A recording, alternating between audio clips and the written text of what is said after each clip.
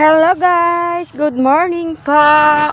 Andito na naman po ang inyong lola. Kami po ay maghuhulip ng mga namatay na kalabasa. Ito ang aking ihuhulip.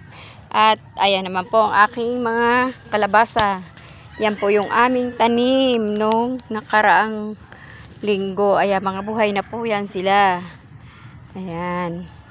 At yan naman, kami pong mag-ina ay huhulip.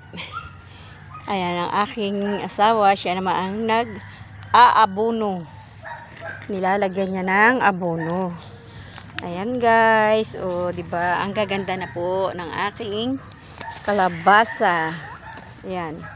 Medyo yung iba aming hinuhulipan at kinain po ng langgam. Pero ito ay ilalagay ng abono. Mabubuhay pa 'yan. Ayan.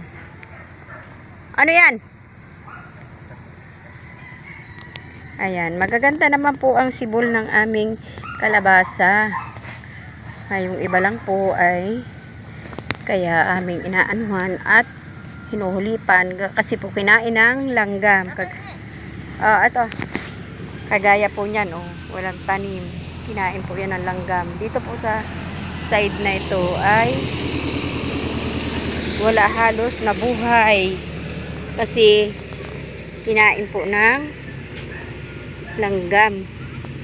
Malanggam po kasi dito nung kami ay magtanim nung una. 3 lang po ilalagay natin buto kasi yung una kong tanim ay mga kopis yun kaya aking dinagdagan, kaso ilang peraso din po ang nabuhay. Ayan guys.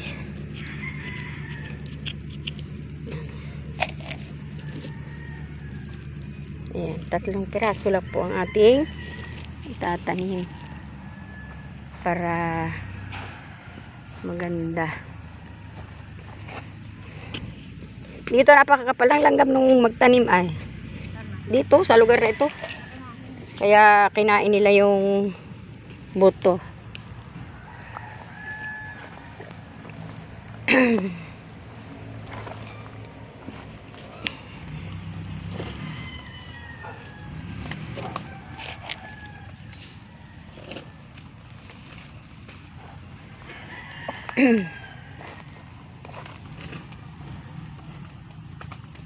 Tanim-tanim.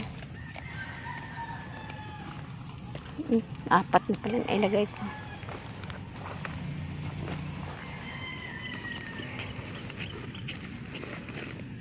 Kinain talaga maigi ng langgam.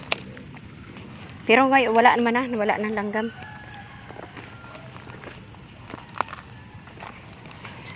Takot na sa ulan.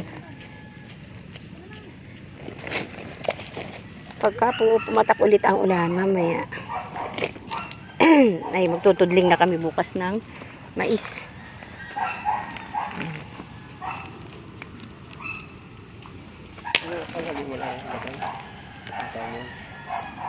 Nang? 3 lang, 3.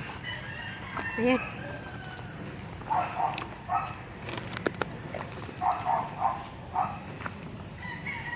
Kasama-sama ko ang aking maliit na bata. Ayan, oh.